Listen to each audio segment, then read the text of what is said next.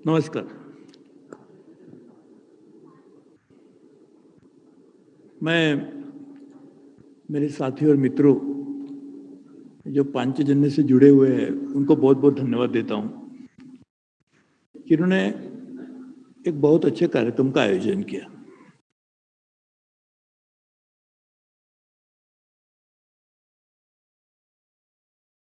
और उस बहाने, इस कार्यक्रम के बहाने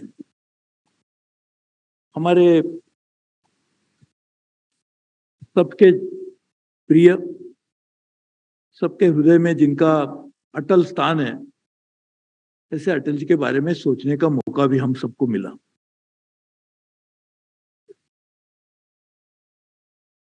मैं बहुत ही सौभाग्यशाली हूं कि अटल जी के साथ में काम करने का मौका मिला।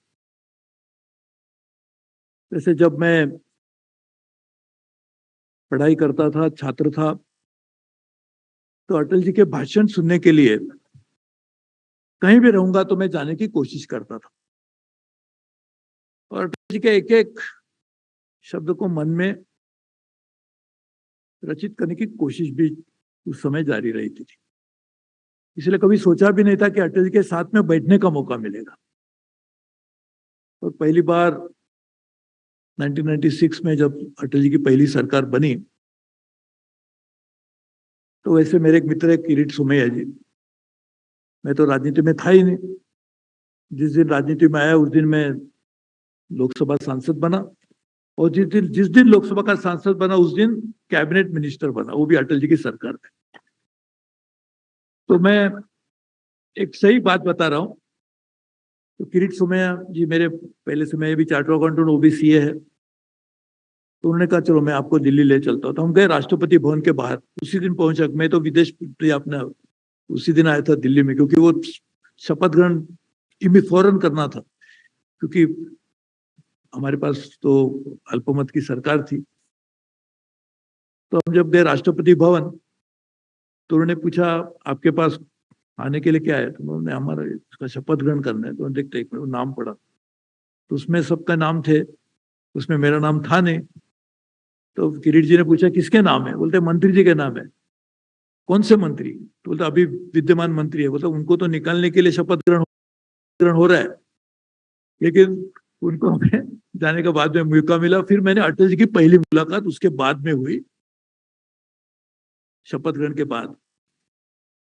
और उस दिन से एक उनके प्रति जो पहले से श्रद्धा थी, लेकिन जो आदर की भावना थी बढ़ती गई, क्योंकि जब एक व्यक्ति के नाते मैं उनको पहचानने लगा। उससे पहले नेता के नाते हम उनकी तरफ देखते थे, अटल जी को सुनते थे, चले जाते थे, वो भी बहुत दूर बैठ के। तो मिलने का तो बात दूर, लेकिन अभी पहचान भी इतनी हो गई। उसके बाद में ये पता चला कि अटल जी एक महान वक्ता थे, बहुत बड़े नेता थे, लेकिन उससे भी ज्यादा बहुत बड़े व्यक्ति थे।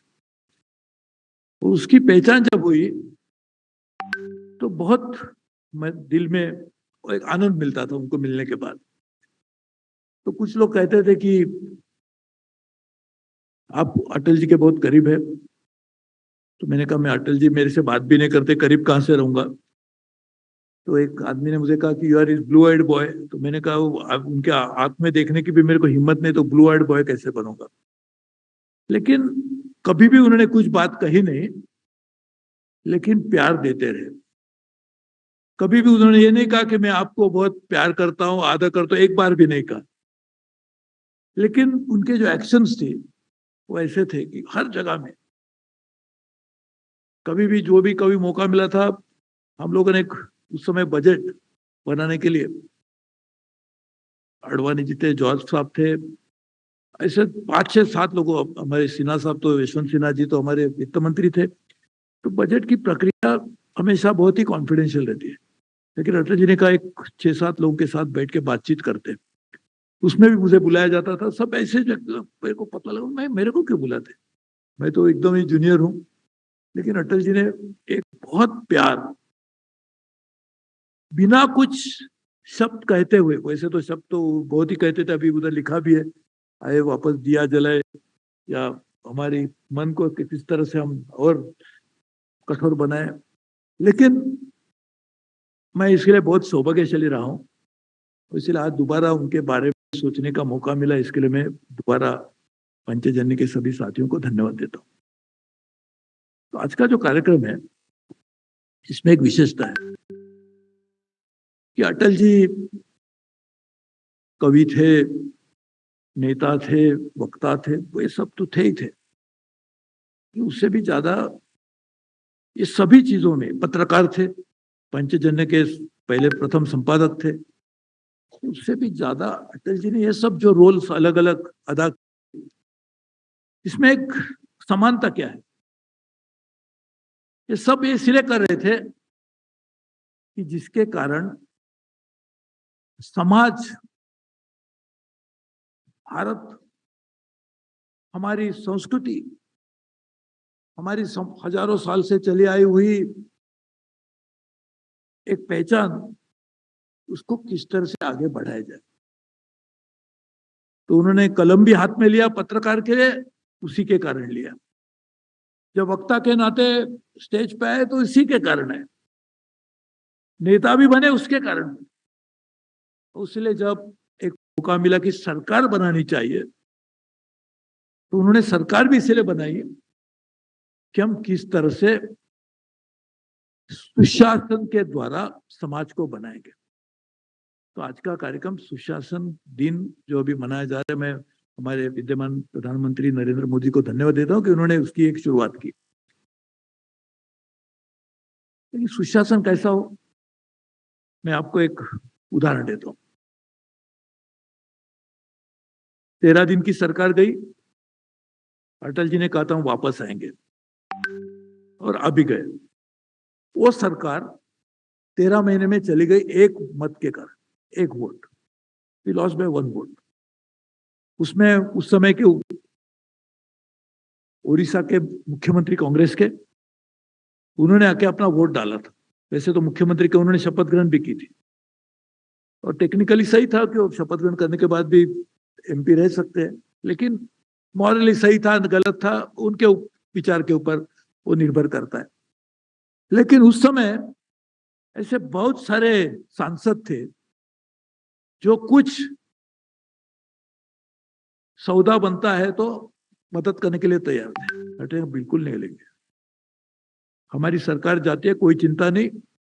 लेकिन हमने सरकार इसलिए नहीं बनाई थी कि हम सत्ता में रहे, हमने सरकार इसलिए बनाई थी कि सुशासन के द्वारा समाज को उभरने के लिए हम क्या काम करें। इसलिए उन्होंने सरकार को सैक्रिफाइस किया। मैं उसका गवाही, मैंने बहुत नजदीक से देखा था, कहीं बिल्कुल नहीं करे।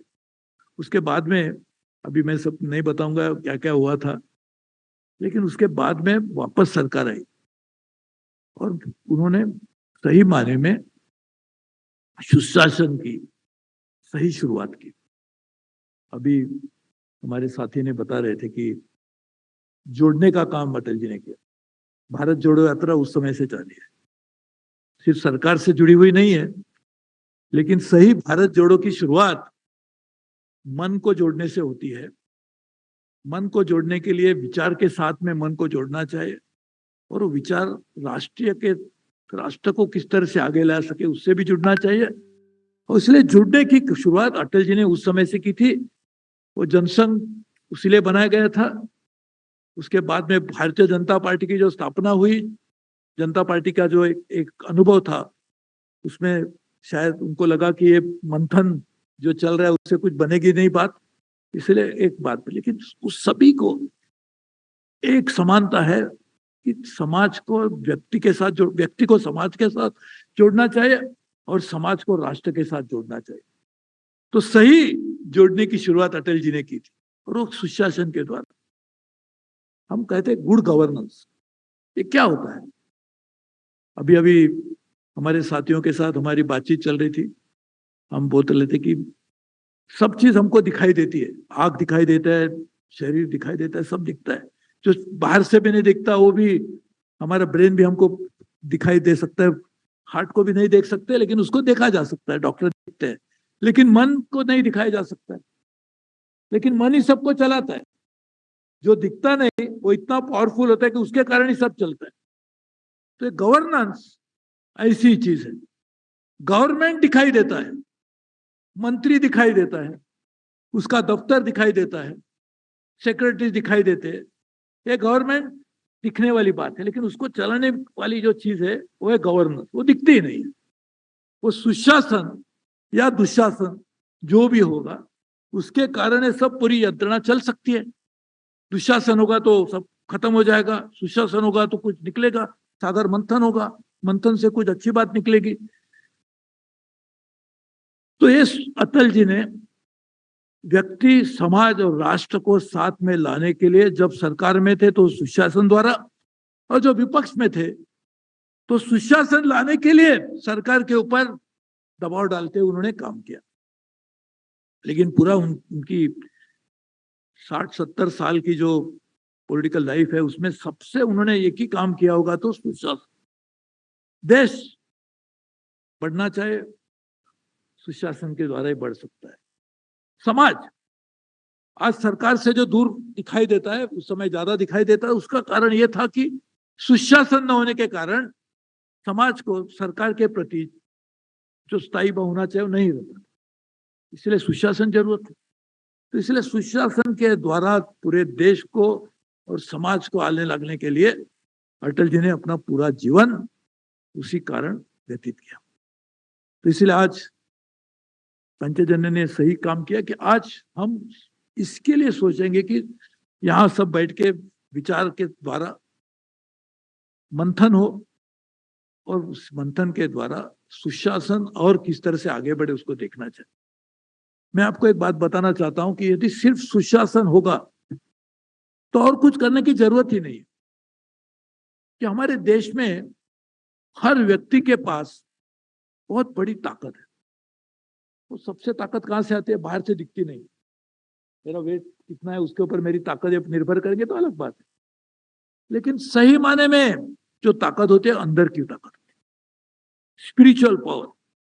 वो स्पिरिचुअल पावर के द्वारा ही व्यक्ति की पहचान होनी चाहिए, और वो स्पिरिचुअल पावर हमारे देश में बहुत है, लेकिन उसको आगे आने के लिए मौका ही नहीं मिलता, क्योंकि सरकार से पूरे रिवर्स ऑफ पावर जिसको हम कहते हैं उसका सब नियंत्रण सरकार के पास होता है। तो यदि सुशासन होगा तो ये पावर पॉजिटिव दिशा में जाएगी, दुशासन होगा तो नेगेटिव विचार में जाएगी। तो इसलिए अटल जी ने जो सुशासन की बात की थी उसको लेते आज हमारा जो मंथन हो रहा है, मुझे लगता है सिर्फ सुशासन के द्वारा हमारा पूरा समाज आगे आ सकता है। हमने तो चाणक्य जी को देखा नहीं था कभी, चाणक्य जी कैसे दिखते मालूम नहीं, जैसे भगवान श्री कृष्ण भी कैसे दिखते हमने देखा नहीं।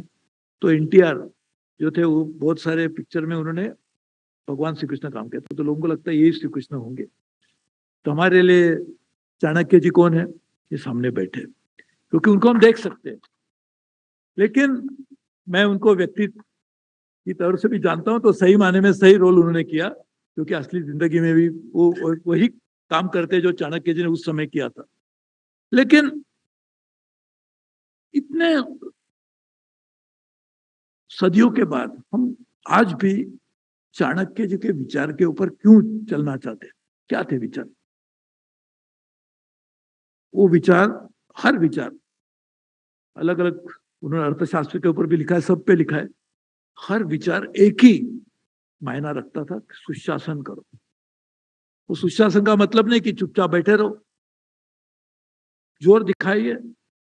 यदि कोई गलत अपना समाज के साथ, देश के साथ कोई गैर हरकतें करता है उसको भी सामना करो।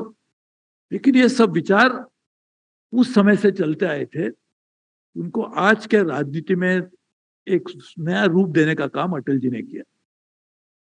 चाणक्य जी के विचारों को आधुनिक स्वरूप में समाज के सामने सरकार के द्वारा पेश करने की यदि किसी ने सबसे बड़ा योगदान दिया होगा तो अटल जी का योगदान था।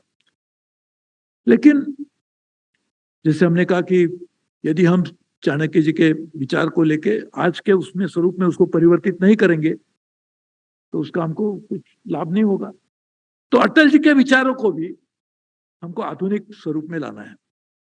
अटल जी ने कुछ जब बात कही थी 50 साल पहले, 60 साल पहले, तो आज कि समाज के आज का जो स्वरूप है उसको वहां लागू करने के लिए क्या करना चाहिए। तो यही आज विचार मंथन का मुझे लगता है मकसद है कि हम ये सोचेंगे कि आज और क्या करना चाहिए। चाणक्य जो अटल जी हो, उन्होंने जो हमें दिशा दी थी, अटल जी को तो हमने देखा है, उनके साथ में हमने खाना खाया है, अटल जी के साथ में हमने समय बिताया। चाणक्य जी को हमने देखा नहीं था, लेकिन आज इनको देख के भी हम कह सकते हैं कि चाणक्य जी को मैंने देखा है। तो लेकिन आज के स्वरूप में इसको बदलाव लाने के लिए, समाज को सही दिशा देने के लिए और समाज की जो क्षमता है उसको पूरी मात्रा में, लेटेंट जो पावर है उसको एक पूरी मात्रा में देश के सामने लाने के लिए, देश को आगे लाने के लिए, उसका इस्तेमाल करने के लिए हमें आज इस मंथन की जरूरत है। और ऐसे तो हमारे शास्त्र में भी, हमारी संस्कृति में भी सागर मंथन का एक बहुत बड़ा योगदान रहा है। सागर मंथन के बाद में हमने अमृत भी निकाल के उसको प्राशन करने के बाद हम आगे चले गए थे। तो मुझे विश्वास है कि आज की ये कार्यशाला में हम जरूर विचार करेंगे, समाज को आगे लाने के लिए भी काम करेंगे। और आज की जो स्थिति है पूरे विश्व में बहुत ही चिंताजनक है। वैसे हर बार हम कहते हैं कि आज की स्थिति चिंताजनक है, हमारे दिन अच्छे थे, ये तो सही, ये बोलने का एक तरीका ही बन गया। सही माने में, कुछ माने में सही भी है, लेकिन आज की स्थिति सही माने में बहुत ही चिंताजनक। रशिया यूक्रेन का वार कुछ खत्म होने की कोई दिशा में नहीं है। पहले तो जब उसकी शुरुआत हुई थी तो रशिया के राष्ट्राध्यक्ष पुतिन जी ने कहा था कि हम स्पेशल ऑपरेशन है। कल या परसों उन्होंने कहा एक वॉर है। पहली बार उसने इस शब्द का इस्तेमाल किया, वॉर है। तो एक साल अभी फरवरी में पूरा होगा, उसके आगे क्या होगा हम सब चिंतित है, क्योंकि उसका असर हमारे ऊपर भी आएगा, सबके ऊपर होगा। और वॉर ऐसा नहीं होता है कि एक लोकलाइज कोई इशू बन सकता है। आज वॉर यूक्रेन के सोल्जर और रशिया के सोल्जर के बीच में है, लेकिन पूरी ताकत अमेरिका दे रही है यूक्रेन को। कल भी यूक्रेन के प्रेसिडेंट जब वॉशिंगटन डीसी गए थे तो उन्होंने कहा और भी आपको देंगे। और कल शायद यूएस के जो उनकी पार्लियामेंट है उसको कांग्रेस कहते हैं, उन्होंने 40-45 बिलियन डॉलर का एक बहुत बड़ा नया पैकेज देने का भी किया। यानी और भी बारूद उनको मिलेंगे तो और चलेगा। जब आग जलती है उसमें और आप तेल डालेंगे तो और भी भड़के आएगी। तो और अभी एक और तरीके से तो एक बहुत बड़ी चिंता हमारे सामने, कोविड शायद दोबारा अपना सर उठा रहा है, उसकी एक चिंता है। विश्व की आर्थिक स्थिति जो है वो बहुत ही चिंताजनक है। सभी देश, बड़े बड़े देशों में public debt to GDP ratio बहुत बड़ी मात्रा में बढ़ गया है। अमेरिका का तो 150%, जापान का 263% public debt to GDP ratio. यानी उसका मतलब यह हुआ कि मैंने बहुत बड़ा कर्जा करके मैं यहाँ से चला जाता हूं तो मेरा बेटा सिर्फ मेरा कर्जा चुकाने के लिए पूरा काम करेगा। तो ये जो स्थिति मेरे परिवार के साथ हो सकती है वही तो प्रदेश के साथ है कि हम सबने मिलकर एक बड़ी मात्रा में डेट बना कर रखा, तो उसका ब्याज देने के लिए, उसकी वापस करने के लिए अभी आने वाले पीढ़ियों को काम करना पड़ेगा। ये एक और बड़ी चिंता हमारे विश्व के सामने है। और ये सभी चिंताओं को दूर करने के लिए एक ही रास्ता हो सकता है कि सही विचार से चलना चाहिए। और सही विचार कहां से मिलेंगे? तो जो देश, जो समाज हजारों साल से एक लॉन्गेस्ट लिविंग सिविलाइजेशन के नाते पहचाना जाता है, उसकी जिम्मेदारी बनती है। तो इसलिए मुझे लगता है आप हम सबकी जिम्मेदारी है कि चाणक्य जी ने, अटल जी ने जो हमें रास्ता दिखाया था उसके ऊपर चलने के लिए सिर्फ हमारे लिए नहीं तो पूरी विश्व की चिंता को भी दूर करने का काम हमारा देश भारत और भारतीय लोग, भारतीय विचार हमारे सभी को एक ठीक कर सकते हैं यदि हम सही विचारों पर चलेंगे। तब पानी पीने से तो अच्छा लगता है, लेकिन पोल्यूटेड पानी पिएंगे तो क्या होगा? तो जो रोग नहीं था वो भी हमारे ऊपर आएगा। तो विचार भी सही होने चाहिए। सिर्फ विचार को लेके जो सही हम कहते हैं कि हमारे देश की परंपरा से निकले विचार है वो भी मंथन से आने चाहिए। उसके ऊपर भी चर्चा होनी चाहिए, विचार सही है कि गलत है, उसको डिस्टिल किया गया पानी है कि उबला हुआ पानी है, कि ऐसा ही पानी है। तो मुझे लगता है इसके ऊपर भी ये मंथन जो होगा तो हम इसके ऊपर भी जरूर सोचेंगे। आज हमारे गोवा राज्य के मुख्यमंत्री भी शाम को आएंगे, आने वाले हैं। तो मुझे लगता है डॉक्टर को कब आना चाहिए? जब इलाज होने के बाद ही डॉक्टर आते हैं कि लगता है अभी कुछ बीमारी है, कुछ बहुत अभी कुछ नहीं बन सकती है बात, तो डॉक्टर को बुलाइए। तो मुझे लगता है मंथन जब खत्म होगा शाम तक, तब डॉक्टर साहब भी आएंगे, तो उसके लिए दवा भी मिलेगी। और मैं सोचता हूँ कि इलाज और दवा दोनों में होगी तो आने वाले दिनों में जरूर हम हमारे लिए एक अच्छा रास्ता जरूर निकालेंगे। कल अटल जी का जन्मदिन है और मैं समझता हूँ कि हमारे मित्र और मैं दोनों अटल जी की सरकार में थे। तो आज अभी उन्होंने मुझे बताया कि अभी कुछ साल में, एक अगले साल या अगले उसके, अटल जी के अभी जन्म शताब्दी का महोत्सव बनने वाला है। तो उसके लिए भी हमने तैयारी करनी चाहिए। और सिर्फ एक शताब्दी महोत्सव बनाने के लिए 2-3 कार्यक्रम करके नहीं होगा, तो उनके विचार को सही माने में हमारी जिंदगी में हम किस तरह से लाए, वो जो मंथन के द्वारा जो विचार का आज का जो उसका रिलेवेंस है आज के जमाने में, उसको हम किस तरह से अमल में लाए, इसके ऊपर हम सोचने की आवश्यकता होगी। और मैं मानता हूँ ये पंचजन्य के इस कार्यक्रम के कारण ये विचार भी पूरा होगा। मैं दोबारा पंचजन्य को बहुत बहुत धन्यवाद देता हूँ और मैं ये उम्मीद रखता हूँ कि हम सब लोग जो इस विचार मंथन में सम्मिलित हुए हैं, हम सब लोग भी हमारा भी कुछ योगदान देंगे ताकि ये विचार और परिपक्व बने। और साथ में ये भी करेंगे कि वो विचार जो हमने उसके बारे में सोचा उसको आत्मसात करते हमारी जिंदगी में हम किस तरह से लाएंगे उसके बारे में हम सोचेंगे, ऐसी उम्मीद रखता हूँ। आपने मुझे बुलाया, इसके लिए मैं आपको बहुत बहुत धन्यवाद देता हूँ। क्योंकि वैसे देखा जाए तो अटल जी के बारे में जितना बोलने का मौका मिलता है तो आनंद ही होता है। जैसे हरिपाठ होता है, तो जब हरिपाठ हम करते हैं तो जितने हरिनाम हरिनाम करते रहेंगे तो जितना ही अच्छा ही है। तो अटल जी के बारे में जितना ज्यादा बोलने का मौका मिलेगा, उससे जितना ज्यादा आनंद मिलता है, इसकी कोई कल्पना भी नहीं की जा सकती। आज भी मेरे उनका नाम लेने के बाद एक रोमांच खड़े हो जाते हैं। इतने बड़े नेता जिन्होंने सही माने में एक पिता के नाते मेरे को एक बेटे का प्यार बड़ी मात्रा में दिया, तो इसलिए उनको तो मैं कभी भूल भी नहीं सकता हूँ। और आज उनके लिए वापस आदरांजलि अर्पित करने का मौका मिला, इसके लिए आप दोबारा धन्यवाद देता हूँ। जय हिंद।